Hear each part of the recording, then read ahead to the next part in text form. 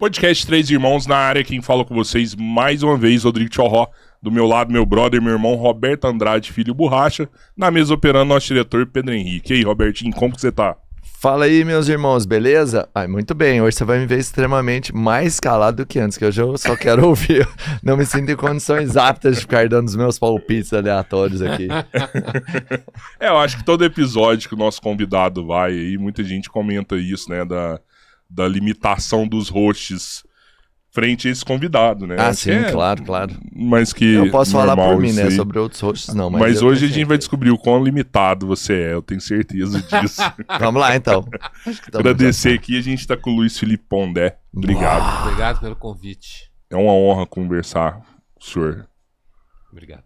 Poder tentar filosofar. Qualquer pessoa pode filosofar? Olha, no sentido comum, do senso comum da palavra, a rigor pode. É só você começar a buscar pensar de uma forma um pouco mais organizada, sofisticada, buscar informação, certo? Então, a rigor pode. Agora, se você pegar filosofar no sentido, digamos assim, técnico da expressão, não.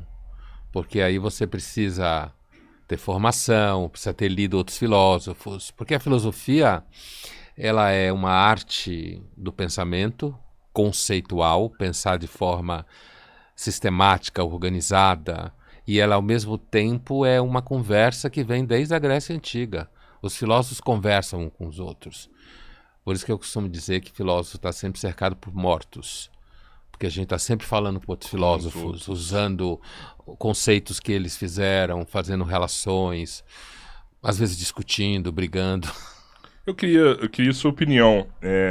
Eles falam que a fase mais rica da filosofia foi século VI a.C. até o século IV a.C., que foi uma época que a filosofia ela chegou para o mundo de uma forma muito forte, muito pulsante. E desde então, a gente nunca teve um período curto com tantos pensadores. Por quê? Qual a sua opinião sobre isso? Olha, primeiro, isso não é exatamente real. Não. Né? O período que você descreveu é o período do nascimento da filosofia, né? Na Grécia. Então, você tem o século V a.C. e o século IV a.C., que são chamados de a Grécia Clássica, que é o período em que a Grécia, Atenas foi democracia, famosa. A Atenas criou o teatro grego, a tragédia, que até hoje é muito famosa e a gente continua lendo e montando, e também a filosofia logo depois. Agora, quando a gente fala que criou a filosofia, assim, você teve Sócrates em Atenas, antes você teve filósofos chamados pré-socráticos, Anaximandro, Tales de Mileto, Anaximenes, você teve Heráclito, todos a gente chama de pré-socráticos, que eram um pouco antes do Sócrates. Aí depois, quando tem o Sócrates, você tem Platão, seu aluno, depois o aluno do Platão, Aristóteles. Então você tem um período em que, na Grécia, é produzido e criada, digamos assim, a filosofia, no sentido de buscar pensar sem dependência de mitos, de religião, né? De narrativas míticas sobre o deus tal, transou com a deusa tal, e daí surgiu o mundo. A filosofia nasce assim, tentando entender as coisas e depois entender o ser humano, entender a política, a sociedade, a linguagem, sem buscar respostas no mundo dos deuses, digamos assim, né? Agora, depois disso, você tem a Idade Média riquíssima em filosofia na Europa, né? Também na Espanha muçulmana, muito rica, na Idade Média. Depois você tem o século XVII, muito rico de filosofia. O XVIII nem se fala, o Iluminismo. Tão quanto nessa época? Então, olha, tão quanto. A diferença é que a Grécia, digamos assim, numa região específica do mundo, que a gente está falando da Grécia e de Atenas, né? Uma região pontual do mundo, que ninguém sabe explicar por quê, começa a aparecer uns caras fazendo isso. E eles estabeleceram, por exemplo, Platão você tem um filósofo do século XX inglês chamado Whitehead, que dizia que a filosofia inteira é uma nota de rodapé na obra do Platão. Quer dizer, Caraca. o Platão fez perguntas tão poderosas que a gente está até hoje respondendo elas, entendeu? Então, não é que esse período não é um período especial, mas eu não acho que dá para dizer que nunca mais você teve filósofos que colocaram questões importantes, como Kant, por exemplo, no final do século XVIII alemão, Hegel, no século XIX, toda a discussão, por exemplo, contratualista, como se fala em filosofia política, aí você tem Hobbes no 17, você tem Locke no 17, você tem Rousseau no 18, entendeu? Esse período da Grécia, ele é especial, inclusive tem muita gente que diz que a filosofia permanece grega e é melhor quando é feita em grego, né? Então é um período especial, a gente aprende a ter uma verdadeira reverência por esses filósofos, entendeu? Mas não é que depois disso não tenha tido muitos filósofos importantes. No primeiro ano de filosofia, na USP, a gente escutou de um professor que a gente não estava ali para achar coisa nenhuma. Qualquer coisa que a gente pensasse, muita gente já tinha pensado melhor do que nós, e, portanto, que a gente calasse a boca e lesse os clássicos. Isso é... Toda faculdade boa de filosofia tem esse quebra-perna, como se chama, para não sair dando opinião por aí, entendeu? Para não sair reinventando a roda.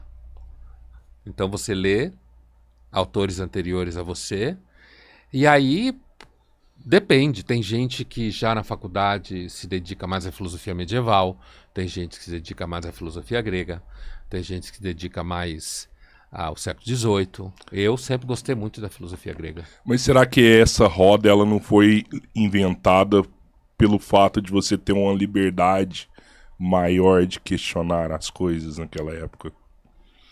Olha, veja, primeiro a gente tem que lembrar que isso aconteceu numa região específica do globo, né? Não foi no mundo inteiro.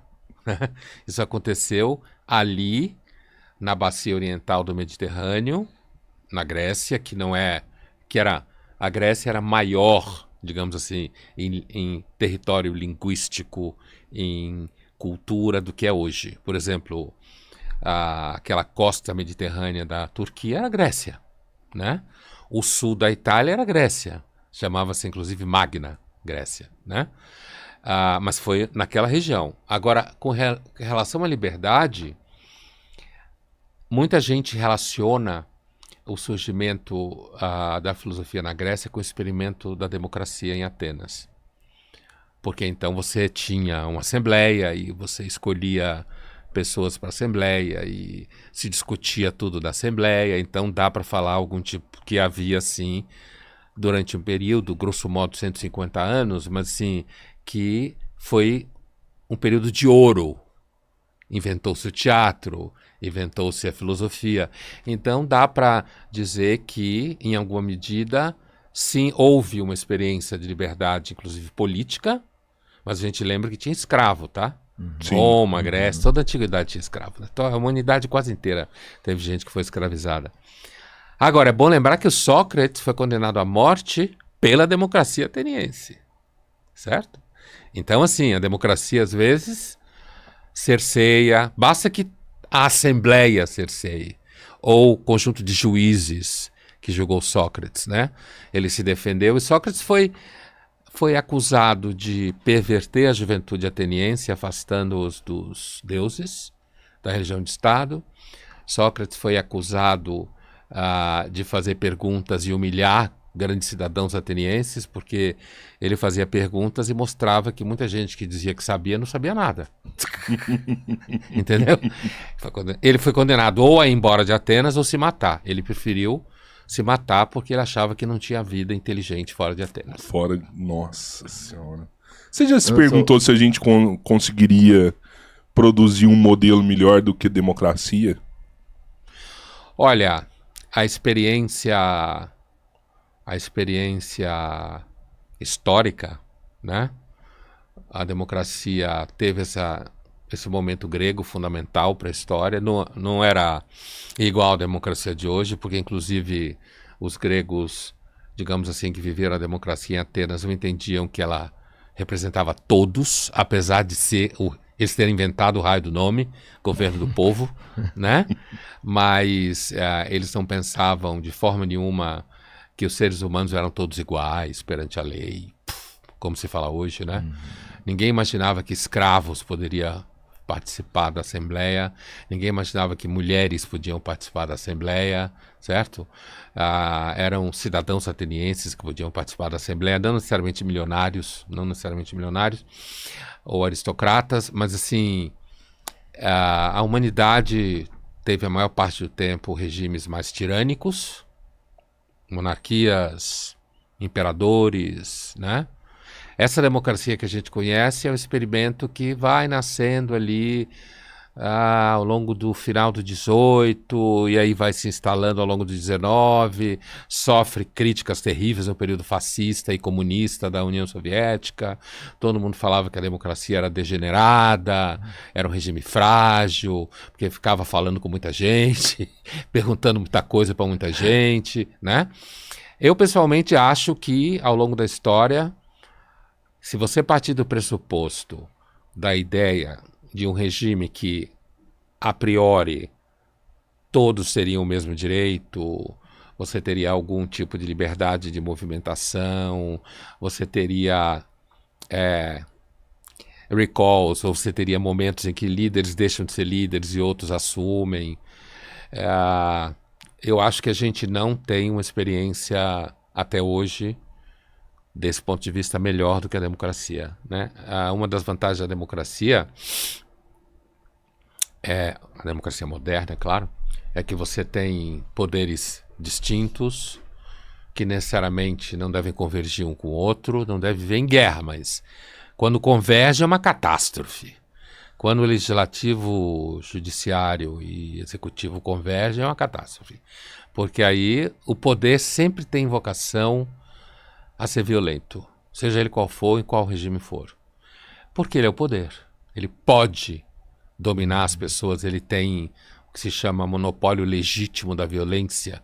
Essa é uma discussão bastante longa. Então a democracia não é só uma questão de que pessoas podem votar. A democracia é a ideia de poderes separados, que têm autonomia um em relação ao outro, e que, como eles ficam lá meio que em disputa, eles esquecem um pouco de nós e não pisam na nossa cabeça o tempo inteiro. Quando eles convergem, aí a gente está lascado.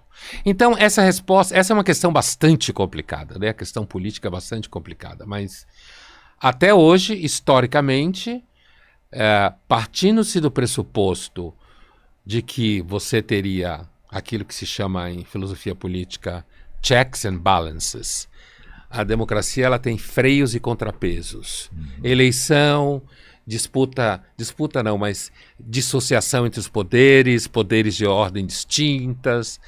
Isso faz parte desse mecanismo de freios e contrapesos. Agora, a humanidade viveu a maior parte do tempo em regime monárquico, império, né? Pois é, eu fico pensando, será que com 2.000 milhares de anos de experiência da humanidade, a gente não aprendeu o suficiente para, às vezes, poder questionar e superar, buscar um modelo melhor? Aparentemente não. Se olhar para a história, não. E aí, colocar a China no meio, sei lá, vai lá para os 4.000 anos, 5.000 anos, regime sempre autoritário, como a gente fala hoje, né? Imperador, né? 2.500 anos já olhando para a Europa, imperadores, aristocracia, reis, né? A ideia de que a humanidade evolui é uma ilusão. Não há nenhuma prova que a humanidade evolui. O homem não muda. Não é que ele não muda. Algumas coisas mudam, algumas coisas podem andar para trás, né? No sentido de que, por exemplo, se acontecesse uma catástrofe econômica e o mundo viesse abaixo, mas catástrofe mesmo, não crise de 2008, desorganização total do regime de produção de mercadorias e sobrevivência, a gente provavelmente voltaria para a história.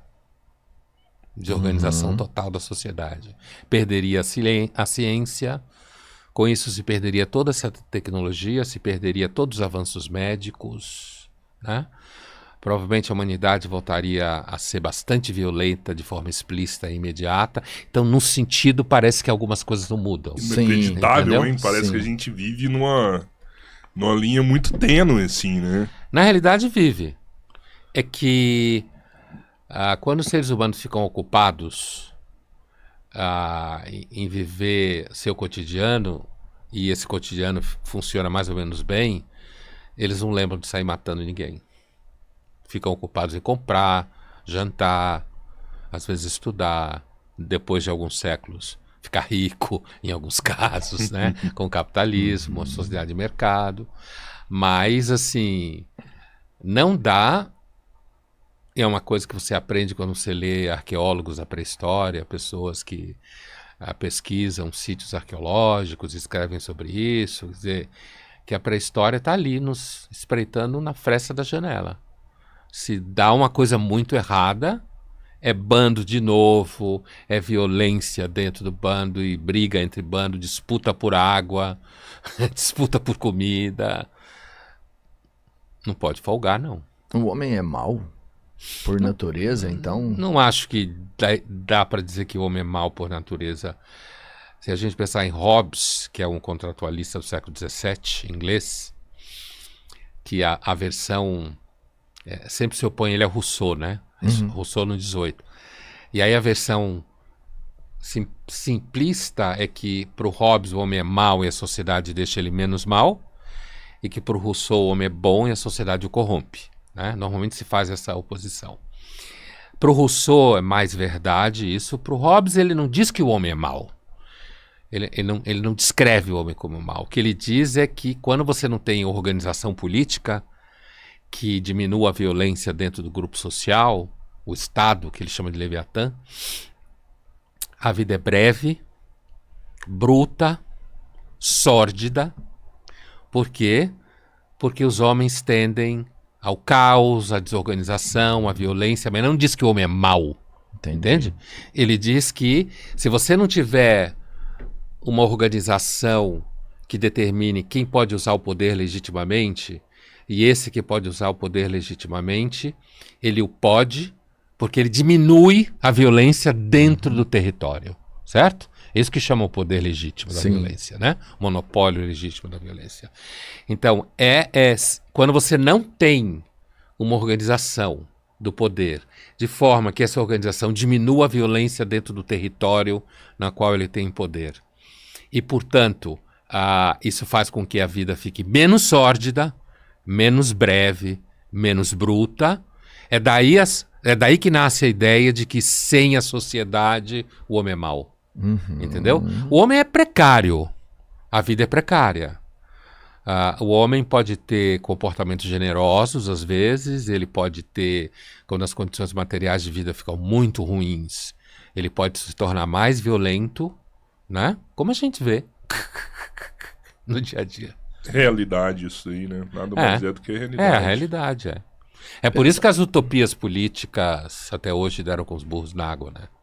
Dizendo que ia transformar o homem, o socialismo soviético, ia nascer um novo homem, né? Que não teria nem ciúmes. Não teria ciúmes? Eles falam isso? Não, a ideia não que não teria ciúmes no sentido, no sentido de que não teria uma ambição, impulso de posse, entende? Porque o ciúme seria derivado da posse. Então você sente que a pessoa é sua posse, entendeu? Por isso que ele não fala que não tem ciúme, diz que não tem, eles não falam isso, mas eles falam que o novo homem não teria o impulso de ter propriedade. Eu já ouvi falar que o conceito de propriedade é algo muito novo, assim, que tipo, 500 anos depois de Cristo, a gente não tinha um conceito assim de meu. Era algo mais relacionado à posse, que é até uma palavra nova isso daí. Olha,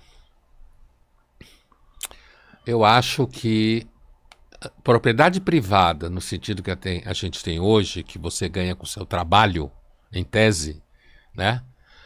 Como diz o Locke, contratualista, criador do pensamento liberal, no século XVII, John Locke, e que, portanto, ele fala que o trabalho é sagrado e a propriedade privada compreendida como sua casa, ou sua terra, ou seu corpo também, né? Suas ideias, suas crenças religiosas, e que o direito a tê-los é fruto do trabalho, então ele, de certa forma, glorifica o trabalho como critério através do qual você tem coisas. Então, isso a gente pode dizer que essa ideia vem do século XVII. Agora, a ideia que não existia posse, Roma possuía toda a bacia mediterrânea, né? Verdade. A aristocracia romana possuía terras, né? Ao longo da Idade Média inteira, os nobres possuíam feudos, né? É claro que isso era uma coisa, nesse caso, de herança, né? De sangue. O filho mais velho herdava tudo, na maior parte do tempo, né?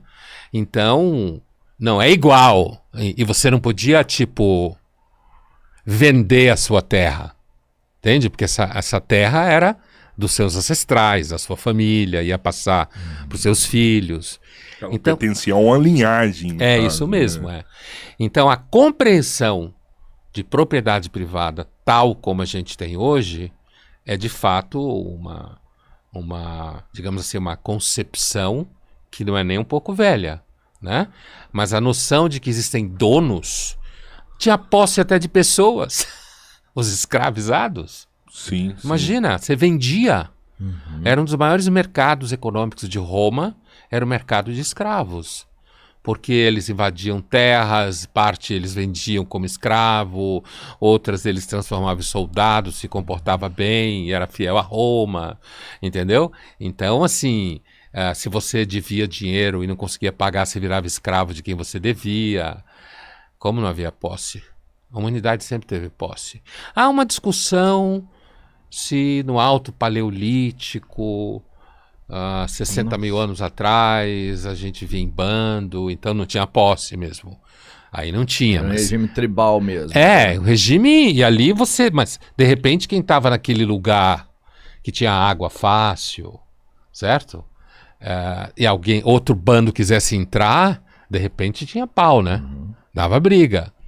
Tinha uma oca maior ali no meio ali, alguém usava ela com mais facilidade, outros não. A gente nunca viveu de fato em caverna, como o cinema fez a gente pensar. Sério? Porque se você vivesse em caverna, você não tinha para onde fugir, né?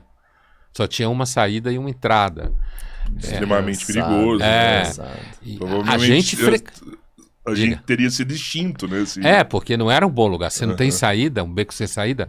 A gente frequentava cavernas, isso sim. Tanto que tem muitas pinturas em cavernas. A pergunta é por que a gente resolveu começar a pintar em caverna. Ninguém sabe. É um impulso artístico, religioso, alguns acham. Culto aos animais, que se pintava animal, né?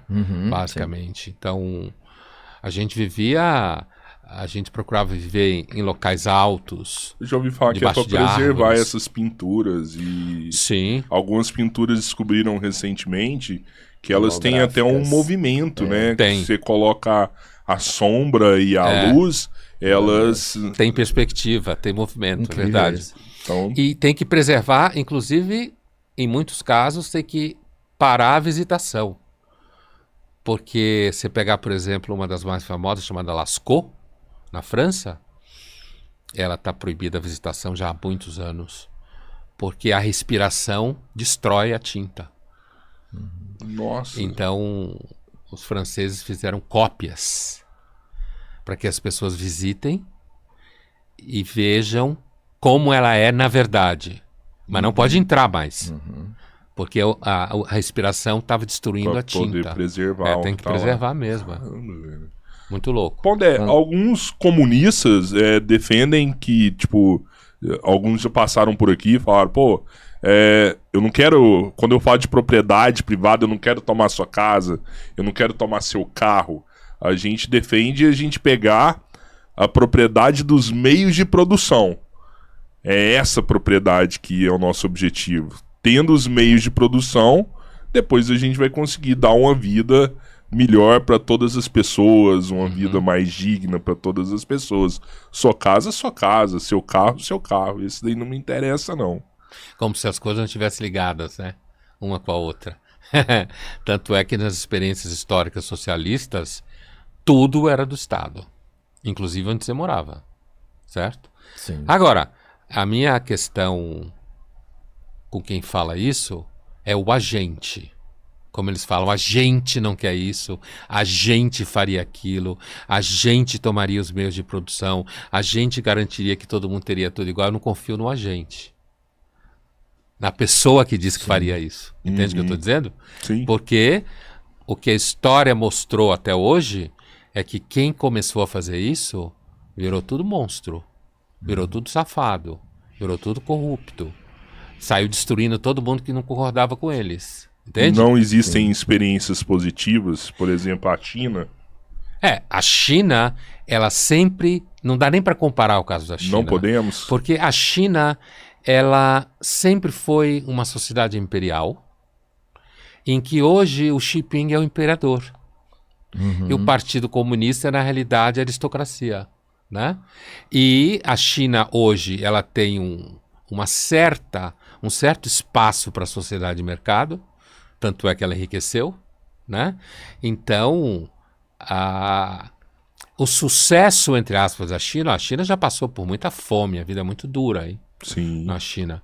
Mas, seguramente, é porque, na verdade, o Partido Comunista hoje, ele é uma continuidade de um sistema autoritário muito antigo, que o que os chineses fizeram foi olhar para a União Soviética, ver que o regime estava falindo porque não tinha consumo, as pessoas não tinham objetos para comprar, foi ficando tudo muito atrasado, como a gente sabe, nos anos 70, né?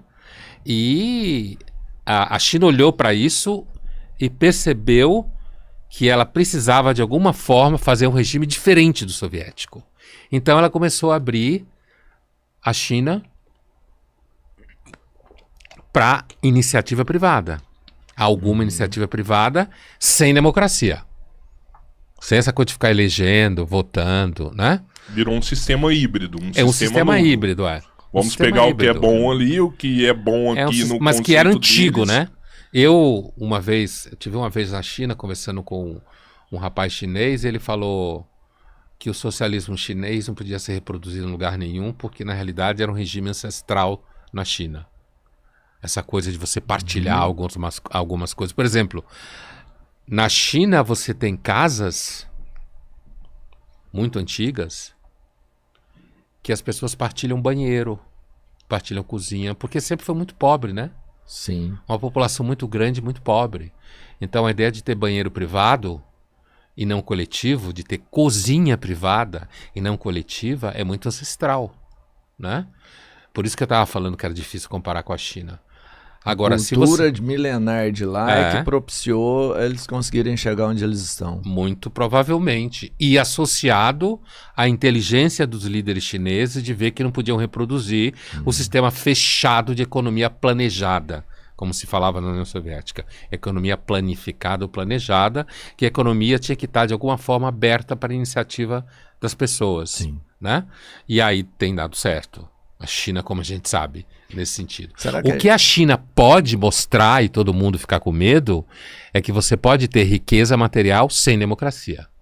Esse é um perigo. Aí é o perigo. Até porque, assim, e o que eu queria entender, tem como a gente, de alguma forma, conseguir dar um assistencialismo, uma diminuição nessa diferença social, sem invadir a propriedade privada, sabe? O particular de cada um? Olha, você tem experiências, Europa Ocidental, tudo bem que a Europa foi destruída por 2 guerras e depois da segunda os Estados Unidos jogou dinheiro lá a perder de vista. E foi isso que salvou a Europa. Mas ele fez isso não porque os americanos são melhores do que os outros seres humanos, mas porque eles queriam barrar o avanço soviético, né?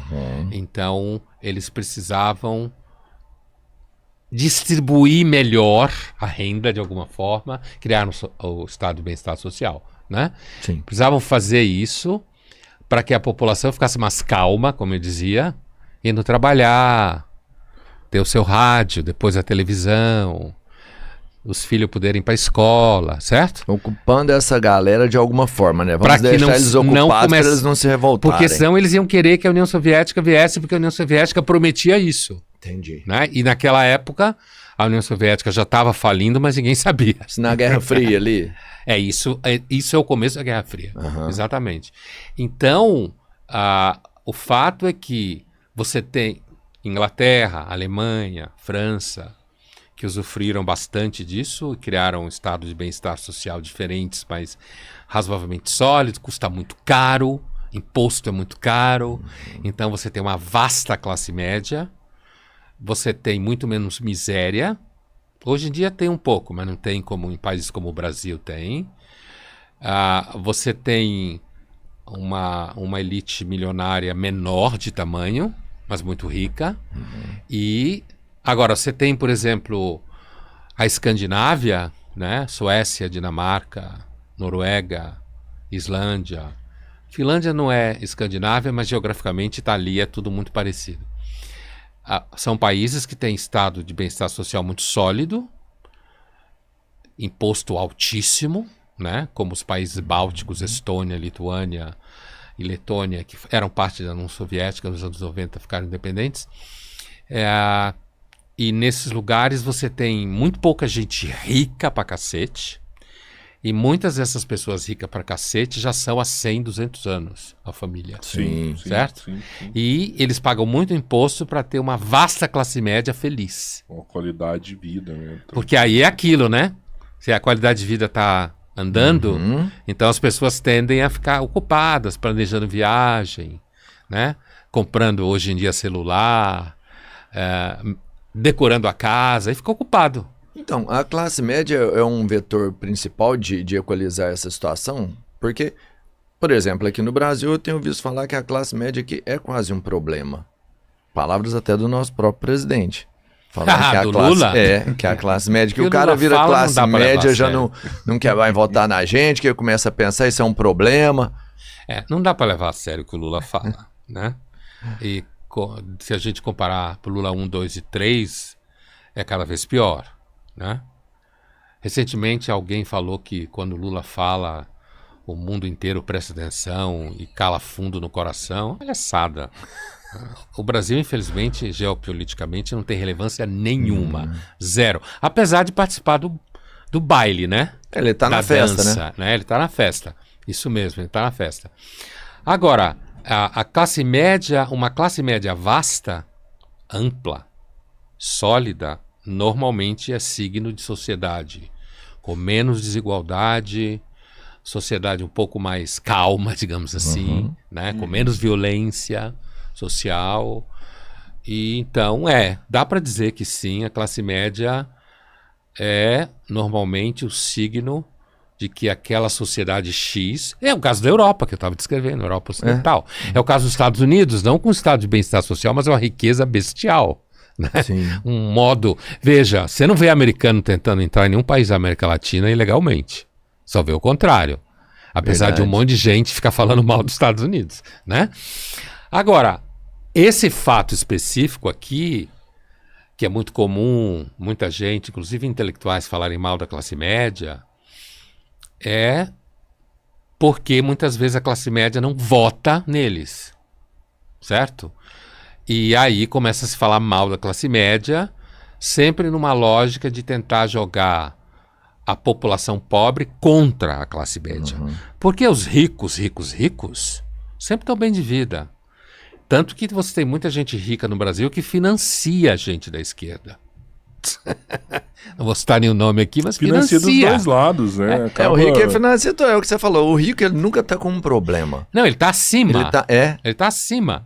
Tanto é que, ao contrário do que o Marx falou, são os muito ricos que são cosmopolitas. Passaporte europeu, fácil, dinheiro, viagem, dinheiro aqui, dinheiro acolá, patrimônio aqui, patrimônio acolá. Dupla cidadania. Falam línguas. Os filhos aprendem a falar línguas estrangeiras, né? E, então, portanto, como eu estava dizendo, aqui no Brasil você tem toda uma gama de grupos muito milionários que financiam pesadamente a esquerda na cultura, na arte, Todo mundo que conhece o ramo sabe disso. Sim. Então, assim, a ideia de que existe um conflito entre o PT e os muito ricos não é exatamente verdade, tanto que o PT está no poder há muito tempo e muita gente ficou mais rica do que era durante o governo petista. O ódio mesmo à classe média é porque a classe média ela normalmente vota pensando em que regime ou que candidato ou candidatos podem fazer com que a vida dele ou dela seja menos ruim. Que ele consiga... Porque a classe média, coitada, ainda mais no Brasil, que é frágil, hoje a classe média amanhã pode não ser, né? Sim. Né? Principalmente quando tem inflação, quando tudo fica caro, né? Então, quando aumenta o imposto, cai em cima dela, por exemplo, né? Então, assim, normalmente quando se fala taxar ricos no Brasil, é taxar classe média alta. Exato. Não é aqueles que estão lá no topo do mundo. Então, e como há algum tempo tem surgido, digamos assim, uma dissociação entre PT ou esquerda em geral e a classe média tem se demonstrado um pouco irracível aos governos do PT ou investindo em outros candidatos mais abertamente, inclusive com o uso das redes sociais. Então fica essa história de dizer, não é só o Lula, você tem intelectuais de esquerda que falam isso, que odeia a classe média, que a classe média não serve para nada, né? E na realidade o Lula é um líder populista, né? Sim. Líder populista. Já foi, né? Acho que hoje nem isso mais. Não, tá em fim de não sei, carreira, mas tá em fim de carreira, né? Mas a gente não sabe o que vai acontecer ano que vem. Dá pra Isso é saber. um outro medo. Você já Até pensou... Até porque eu vi você falando sobre uma liberdade líquida sobre vamos falar, regulamentação das redes sociais, por exemplo. Se segue como tá, eu acho que ele cria força, porque, de verdade, eu acredito que quando a gente tiver uma regulamentação de redes sociais, é o que você falou, quem vai regulamentar isso? O que é que pode ser falado? Quem escolhe o que eu posso falar ou não? Isso é bem Isso delicado. é um medo mesmo. enorme que eu tenho. Eu também tenho. Eu também desconfio, né? De que... É claro que você tem lixo nas redes sociais, você tem risco na internet. O que eu acho é que as formas de tentar regular a internet e as redes sociais, elas ainda são muito incipientes, porque é um fenômeno muito novo. Sim. E muito difícil, porque você tem a população se mexendo o tempo inteiro, falando Verdade. o que quer. Então fica difícil de você exercer o poder legítimo da violência em cima disso, né? Então, aqui no Brasil, em especial, eu desconfio muito da regulação, porque eu não acredito em quem regula. Não confio, né? A regulação, ela pode servir muito a determinados... Quando eu estou falando... Eu não confio, não é nem a priori entendendo corrupção no sentido material. Aqui no Brasil, a gente pode ter uma regulação que sirva quem está no poder. É o que eu acredito. Pode ser A hoje, amanhã pode ser menos A, certo? Tanto faz. Mas quem tiver no poder e comece a querer caçar a palavra das pessoas. É claro que isso pode ser feito de uma forma legal. Né? Como tá legal no sentido legítimo. Sim, sim. Né? Juridicamente falando. Juridicamente. Que é o que está acontecendo. Né? E o que eu chamo de censura líquida. É isso. Pegando a expressão líquida do líquida. Bauman. Censura líquida. Vem de qualquer... E não só do Estado, né? Porque o Brasil hoje é um mercado de contencioso muito rico. Qualquer um pode processar. Não só o Estado. O brasileiro pegou essa cultura de eu vou processar. Então, para além da estrutura de controle, da regulação oficial, você tem hoje aqui, horizontalmente dentro da sociedade, um mecanismo em que qualquer um pode censurar você. Sim. Basta processar você, acusar você de X, você morre numa grana pesada para não ser acusado. Isso tudo funciona como censura líquida. Então... Quando recentemente apareceu de novo essa ideia de que o século XXI seria o século do judiciário, sabe? O século XIX foi do parlamento, Sim. o século XX do executivo. Essas sínteses normalmente são muito falhas, e que o século XXI seria do judiciário. Se for do judiciário, vai ser extremamente autoritário mesmo. Porque, inclusive, no Brasil você não elege ninguém. Sim. No judiciário. E o judiciário... ele detém o monopólio legítimo da violência. Com um clique, ele acaba com a sua vida. E para você desfazer esse clique, você leva a sua vida inteira de novo. Sim, um amigo meu tinha uma frase dele, ele era muito engraçado, que falava assim, eu sou filho de uma cidade muito pequena, eu sou filho do delegado, eu mando prender, eu mando soltar. Então, é isso, ele prende e solta quem ele quiser. Então, se você passa isso para a máquina do Poder Judiciário, que em tese deve garantir a justiça, como se fala, eles mesmos falam, distribuir justiça pela sociedade, e que, sem dúvida nenhuma, é fundamental, porque a ideia de você ter juízes razoavelmente imparciais que julgam é muito antiga, né? E como entendido que você teria que ter pessoas capazes de julgar determinados comportamentos independente do interesse do rei, por exemplo, ou do parlamento. Você tem discussões no século XVII na Inglaterra sobre isso, the judges, como eles falam, os juízes lá, nessa época já. Agora, quando você tem, porque é ser humano, né? Quando você tem um atravessamento desse poder por interesses ideológicos, materiais, aí a coisa fica complicada. Porque você tem um poder muito poderoso que, se ele não se mantém o máximo possível imparcial, ele pode, de repente, usar esse poder, eu mando prender, eu mando soltar, que nem você falou a história do teu amigo, né? E uma coisa que eu acho bem complicado hoje em dia é a ideia da magistratura ficar muito transparente no sentido... Não transparente no sentido de saber o processo legal. Transparente no sentido de aparecer nas redes sociais. Muito. Né? A vida privada, as festas, onde come no exterior, certo? Esse tipo de coisa. Normalizar isso pode ser um problema? Pode ser um problema para eles mesmo. Ah, tá. Porque as pessoas... entendeu? Porque as pessoas começam a ver, né? Começam a perceber, começam a somar 2 mais 2 igual a 4. Mas eu acredito que eles têm interesse de mostrar isso. Então, vaidade, né? Sem dúvida nenhuma, a vaidade é um dos pecados fundamentais da internet e das redes sociais, né? Porque torna as pessoas visíveis de alguma forma e rompem um sentimento de relevância que normalmente todos nós temos por razões ontológicas, como em filosofia. A gente é muito frágil, muito precário, né? Agora, ao mesmo tempo, a ideia de você mostrar o quão poderoso você é e, portanto, mostrar o quanto você pode sobre os outros é uma faca de 2 gumes. Porque para você fazer isso e não se sentir ameaçado, você só pode fazer isso se você achar que tem um controle muito grande sobre a sociedade, né? Você faz reuniões milionárias envolvendo toda a elite do Estado e do empresariado. Porque não tenhamos dúvida, o alto empresariado tem vocação ao Estado no Brasil e vice-versa. Eu digo de interagir, né? Trabalhar o povo que se dane, aí classe média, classe menos que média, tanto faz.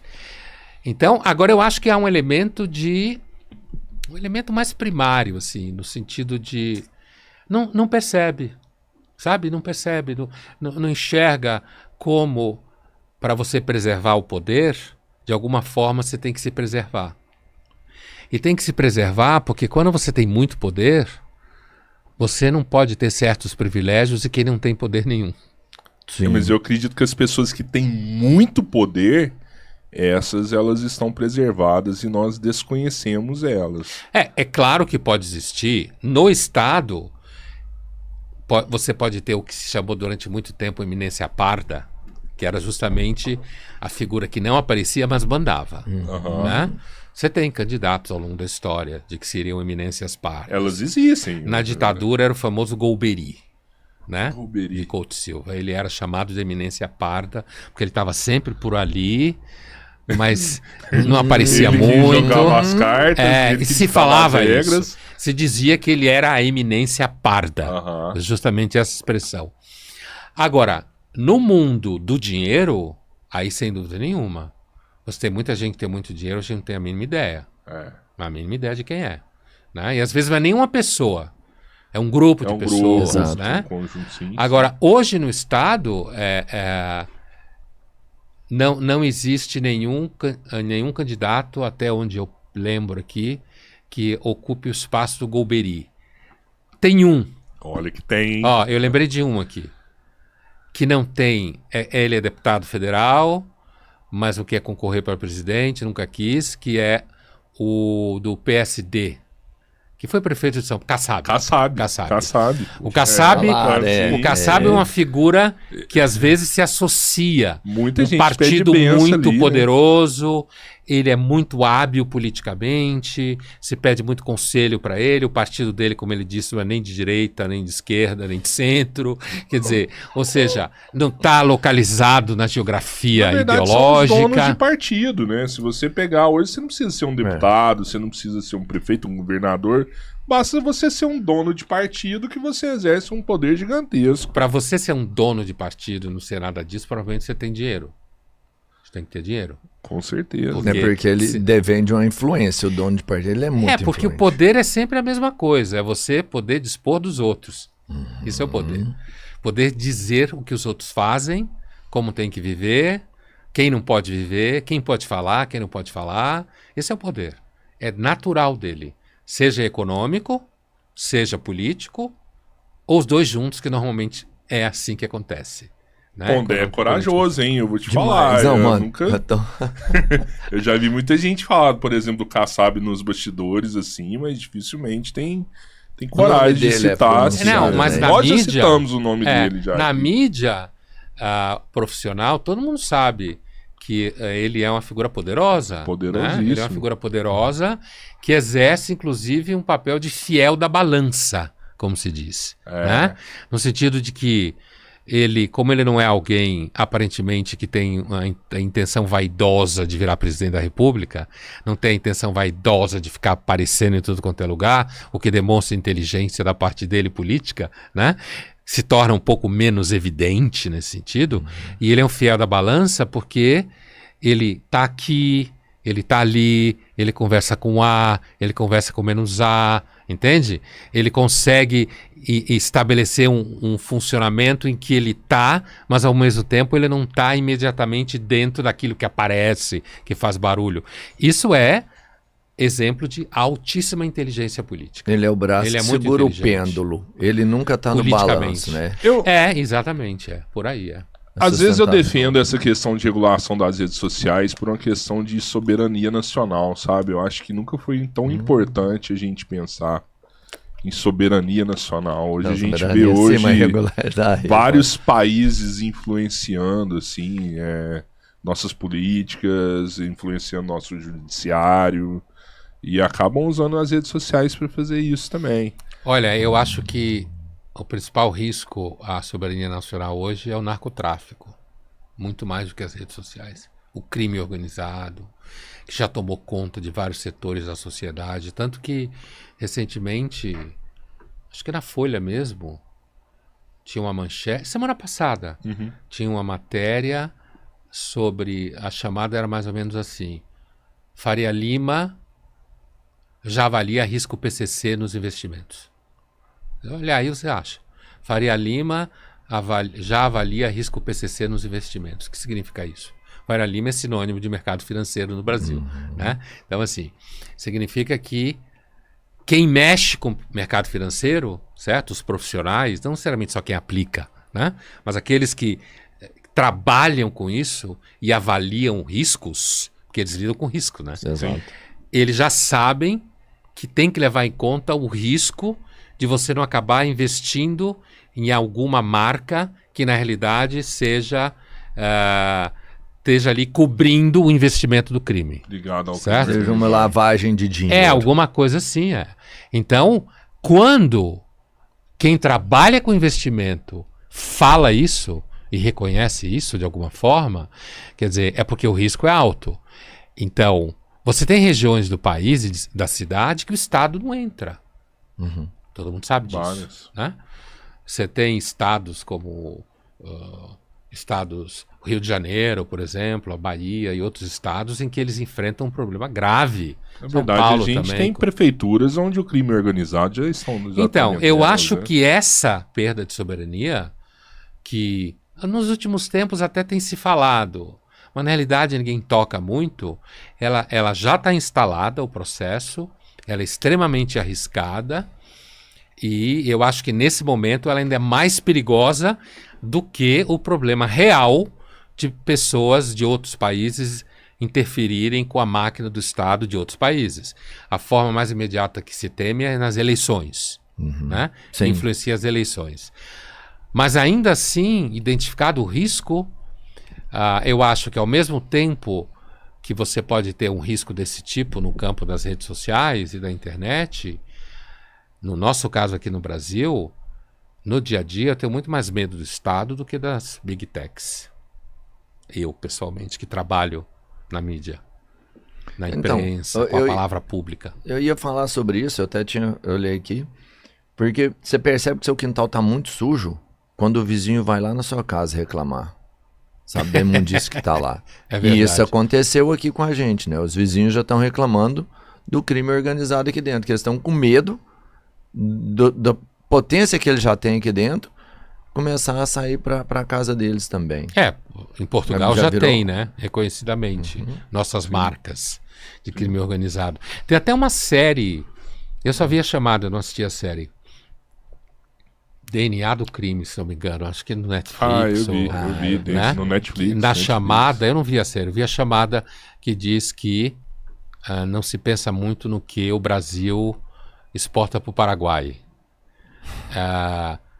E o exemplo que é dado é a tática de controlar a cidade e tirar o poder da mão das autoridades legítimas é uma tática brasileira, do crime brasileiro. Sim. Que começa a exportar na série para o Paraguai. Tomada de cidades, tomada a gente sofreu com isso aqui no Brasil. Então, assim, eu tenho a impressão que às vezes o debate excessivamente acirrado acerca do risco das Big Techs e da soberania nacional funciona às vezes quase como uma fumaça, mesmo que não seja intencional. Sim. Mas funciona às vezes quase como uma fumaça para a gente perceber que a soberania nacional foi para o saco quando você começa a ter regiões que não pode andar, você não pode frequentar, certo? Que ameaça contínua de risco, todo tipo, desde um celular roubado até sequestro, assassinato. E o país está ficando cada vez mais violento nesse sentido, né? Isso é perda de soberania nacional, muito evidente, enquanto que a outra é um processo mundial, é uma questão mundial, porque está todo mundo sem saber direito o que fazer com a internet, com as redes sociais. Está todo mundo tateando para saber até onde pode ir, como que se faz, né? E, aliás, grande parte, no final do século XX, comecinho do XXI, um sociólogo espanhol muito famoso chamado Manuel Castells escreveu uma trilogia chamada Sociedade em Rede, né? Em que isso, em 99 ele publica o livro, tá? 98, 99, por aí assim. Eu acho que ele teve inclusive no Brasil já. Manuel Castells, ele falava, uma das coisas que ele fala nessa trilogia é de que com o surgimento da sociedade em rede, olha, ele é o quê? 25 anos atrás, né? Com o surgimento dessa sociedade em rede, quem ganharia muito rápido com isso seria o crime organizado. Ele fala isso. Caramba, mano. Sabe por quê? Porque ele fala que o crime organizado, ele iria se apropriar de tecnologias da informação, como hoje se fala, né? Ele falava em sociedade em rede naquele livro, mais rápido que o Estado, porque o Estado é lento, o Estado deve alguma coisa em alguma medida, tem questões políticas internas, é burocrático, e o crime organizado é ágil, né? Ele é puro capitalismo selvagem, de certa forma, né? Pondé, eu queria ver que você... O Cabeleira falou de alguns comunistas que já passaram aqui, da visão deles. Eles se declaram comunistas? Sim, são os ferrenhos defensores. Mas e tem uma visão de um pessoal da esquerda até, e aí eu queria uma análise mais profunda, mais inteligente sobre isso, porque tem sido falado muito aqui dentro do nosso podcast sobre o conflito do Israel com Hamas, Palestina, enfim, existem até vertentes sobre esse assunto. E uma coisa que começou a crescer muito aqui foi que o sionismo é mau e que o Hamas, então, devido às agressões que sofre, só se defende, que é um direito fiel deles. Legítimo, né? Então, Assim, o que você imagina sobre uma situação dessa? Até onde a gente tem que entrar? Tipo, o que é o antisionismo é antissemitismo? Seria? Olha, o que esse é um você fala assunto, sobre? eu já escrevi algumas vezes na coluna da Folha, é um assunto que eu evito. Eu costumo... Se preferir não falar, até tem eu outra vou coisa que eu dizer quero saber aqui rápido, também. Eu comento, às vezes, por obrigação profissional no Jornal da Cultura, né? Porque eu tenho que comentar. Algumas vezes eu escrevi na minha coluna sobre isso. Eu digo que eu evito porque ele é extremamente complexo, né? O Estado de Israel é o único Estado judeu que existe no mundo, é menor que Sergipe. Todo mundo que conhece sabe que organizações como Hamas e Hezbollah e o país do Irã pregam a destruição do Estado, né? Agora, e portanto, e eu conheço muito Israel, já morei lá 2 vezes, então eu sou ligado a Israel, então eu evito comentar. Você fica tendencioso. Eu fico tendencioso, assim como hoje em dia quem critica Israel é tendencioso, só que não confessa. Por que é tendencioso? Porque a crítica hoje a Israel, depois do 7 de outubro, ela é pautada por um pressuposto ideológico. Se você é de esquerda, você tem que ser contra Israel. Né? E isso também se criou uma coisa que é assim, se você é de direita, você tem que ser a favor de Israel. E isso, no final, não faz muito bem para Israel, nem aqui nem acolá, né? Mas assim, hoje esse chamado antissemitismo, que se mistura com o antisionismo, porque a destruição do Estado de Israel pode implicar seguramente em ameaça para os judeus em geral, certo? É por isso que as coisas se misturam. Você tem judeus que também são antisionistas. Sim. Você tem alguns. Não são muitos, todos são muito de esquerda. Por isso que eu digo que o antissemitismo, eu não digo, isso é sabido, que o antissemitismo hoje ele está marcadamente ideológico à esquerda. Não era assim, não foi sempre assim. Stalin era bastante antissemita, mas o antissemitismo era muito comum na Europa em geral. Mas assim, hoje é o discurso de que Israel é aliado dos Estados Unidos e que, portanto, é mau, é imperialista, que Israel é colonizador, e isso faz com que apareça coisas ridículas, fraturas na coerência da esquerda, que você só explica por razões ideológicas. Sim. Que fratura é essa? É defender regimes como o Irã, extremamente violento com sua própria população, todo mundo sabe, né? Muito longe de qualquer noção de direito, do caso de mulheres, população LGBT, coisa geral assim, e que a esquerda acaba defendendo, como se você estivesse defendendo um regime, né? Não é o país inteiro, mas um regime específico que, na verdade, na região, se sabe, alimenta, faz guerra by proxy, como falam os americanos, por procuração, contra Israel, os Houthis do Iêmen, Hezbollah no sul do Líbano, Hamas na faixa de Gaza. Então, a discussão é bem complicada. Sim. É bem complicada. Por isso que eu evito, inclusive, não entro em nenhum debate sobre isso. Porque eu venho falando o seguinte, o que você passou para mim é muito do que eu venho defendendo aqui. Se você quer a paz, e eu acho que todo mundo quer, ninguém quer ver ninguém ser explodindo, morrendo, sendo torturado, você não pode ter partido desse lado. Eu sou desse lado porque o outro fez aquilo, ou isso aqui justifica porque aquele lá fez aquilo. É só isso, não fala mais. Como a gente está com um tempo bem reduzido hoje, eu vou colocar uma mensagem aqui na conversa que eu achei legal, quero escutar aí de você. Depois, se puder falar um pouco também do agente provocador. Mas o Milano perguntou aqui, parabéns, Pondé, pela carreira. Pondé, tu já teve alguma experiência sobrenatural ou algo que não conseguiu explicar? Não, nunca tive. Essa é fácil de responder. Nunca tive. Isso não significa que não exista sobrenatural. Eu costumo me definir como ateu não praticante. Né? Sim, é assim, posso estar errado. Tem muitas pessoas que têm experiências ditas sobrenaturais, desde a pré-história, muito provavelmente. Então elas podem estar certas e eu estar errado. Entende? Então o fato de eu nunca ter tido nenhuma experiência sobrenatural que eu não conseguisse explicar, não significa que não exista. Entende? Sim. Mas eu, pessoalmente, nunca tive. Já buscou alguma coisa assim? Eu também não tenho interesse. Não. Assim, a minha cadeira na PUC durante muitos anos foi filosofia da religião, no mestrado e doutorado, né? Aham.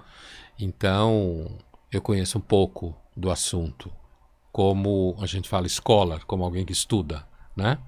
Eu não tenho nada contra a religião, né? Eu não acho que gente que é religiosa é a priori estúpida, burra, como muitos ateus acham. Porque, inclusive, tem muito ateu também estúpido e burro. Isso não é um critério, né? Isso não é um critério. Mas, assim, então, eu conheço um pouco, escrevo algumas colunas que falam de religião, a dessa semana mesmo, na Folha, da figura do Jesus Cristo como místico judeu da época. Isso comentando historiadores, né, e tal. Mas eu mesmo nunca procurei. Pode ser que um dia eu procure, mas nunca procurei. Já pensou em experimentar alguma substância, assim, pra fazer Não, algo, tipo, não. um ayahuasca, um Não. DMT, alguma Não, coisa não, assim? não. DMT, Não. eles falam que é interessante. E dá eu experiência acho- sobrenatural. Não tenho dúvida que dependendo da droga que você usa, do princípio ativo que você usa, É. você pode ter alteração cerebral, Com da certeza. consciência. Isso é um fato, né? Quem usa, narra isso. Você já tá virando um agente provocador, mano. Você tá provocando ele demais. Pô, pode falar um pouco do livro aí, do Agente Provocador? Olha, esse livro, ele é uma entrevista que um colega da TV Cultura, chamado Carlos Taquari, me propôs fazer no final de 23, comecinho de 24. A gente passou o ano de 24 conversando, digamos assim. Ele preparava as perguntas, eu respondia. E ele gravou, transcreveu, depois eu também li o material transcrito, mandamos para a editora topou, né? A N-Versus, né? Publicou. E então, esse é um livro fruto de entrevistas sobre temas variados. Por isso tem esse subtítulo aí, metralhadora giratória, alguma coisa assim, né? O subtítulo do livro, né? Porque a gente trata de política, a gente trata de história, trata de literatura, trata de Brasil, de comportamento no século XXI. E o título do livro foi dado por ele, pelo Taquari, porque ele sempre me chamou de agente provocador. O agente provocador, que na realidade a expressão original é em francês, porque era uma expressão que se usava nos anos 60, nos anos 70, 50, na França, mas que ficou internacional, que era alguém que era financiado pelo regime soviético para desestabilizar o sistema político dos países, entendeu? E essas pessoas normalmente estavam na imprensa, na universidade, então ele sempre brincou comigo dizendo que eu era um agente provocador. Não que eu trabalhe para a União Soviética, que nem existe mais, não trabalho para ninguém, não é para KGB, nada, não trabalho para ninguém, para regime nenhum, nem partido, nem ideologia. Nem no Mossad, nada. quando você morou nem em no Israel. Mossad, não, que é isso, cara. Você tem que ser muito treinado e jovem para trabalhar para o Mossad. Não pode Nem ser quando na eu era inteligência. jovem. na Trabalhava no inteligência, kibbutz. Trabalhei em kibbutz, vivi em kibbutz a primeira vez e a segunda fiz pós-doutorado. Vivi em Tel Aviv, legal. Estudei na Universidade de Tel Aviv. Mas ele usa essa expressão, sempre usou brincando comigo no dia a dia. E aí quando a gente fez o livro, ele propôs dar esse título e eu topei. Que legal. Inclusive o livro, o link tá na descrição para você adquirir na Amazon, tá? Só procurar aí na descrição do vídeo, você vai encontrar. Eu não conhecia o Carlos. É Taquari? Taquari. Taquari. Ele é um jornalista. Que pergunta foda aqui, hein? Ele é muito bom, né? É muito bom, Ele assim, tem um eu acho que repertório muito acima da média. só coisa interessante. Todos os que eu vi aqui, eu falei, cara, eu vou ter que ler Só isso aqui. pergunta boa. Muito por isso que boa. o livro ficou bom. Diferente do Robertinho, bom. só pergunta boa. Só pergunta boa. Não, porque Os o caras que Taquari me é um odiar. jornalista lido, né? Com repertório. Sim, sim. Entendeu? É assim, ó, antônimo de Carlos Taquari, Roberto Andrade, ele é o antônimo dele. Pondé, obrigado, viu? Eu que agradeço pelo convite, pelo papo. Experiência maravilhosa conversar com você. Muito obrigado mesmo. E Obrigado volte mesmo. mais Obrigado pelo vezes, tá? convite. Agora aprendeu o caminho de casa, pode voltar. E quando vocês voltam para Araguari? Amanhã? Araguari Hoje à noite. agora mesmo, agora hoje à à noite. noite. Gente, vai mandar mais uns 2 aqui agora. Ah, tá. Chegamos na quinta-feira, gravamos episódios sexta, sábado, domingo. Hoje tem mais 2, acabou. A gente retorna para Belo Araguari. Manda um abraço. Manda- Como se fala araguaienses? Araguarinos. Araguarinos. É. E aí, Ô, Pondé, assim, eu acho que a maioria da galera já sabe, mas quem quiser te acompanhar, tem alguma rede social, alguma coisa que você acha que fica mais fácil pra galera te ver aí? Camila, É a Camila. É. LF_Pondé. em todas as redes. Pô, valeu. Legal, Isso aí. legal. Vou Obrigado, agradecer senhor. também a Guruja, que é o nosso parceiro Ah, nesse boa. episódio. Se você tem terceiro grau completo e quer fazer algo pelo seu país, a Guruja é quem mais aprova em Receita Federal, Receita Estadual, área de controladoria, Polícia Rodoviária Federal, Polícia Federal. Ela é uma plataforma desenvolvida com os melhores professores para tirar suas dúvidas, resolver questões com você. Ela te dá diretrizes, horas de estudo, onde você precisa melhorar, compara você com outros alunos. A Guruja é a plataforma que mais aprova nessas áreas em todos os estados do Brasil. Conheçam a Guruja, o link está na descrição e o QR Code está na tela. Obrigado, Valeu, Pondé. galera. Valeu. Obrigado a vocês. Flui. Valeu. Tchau, tchau. Até a próxima.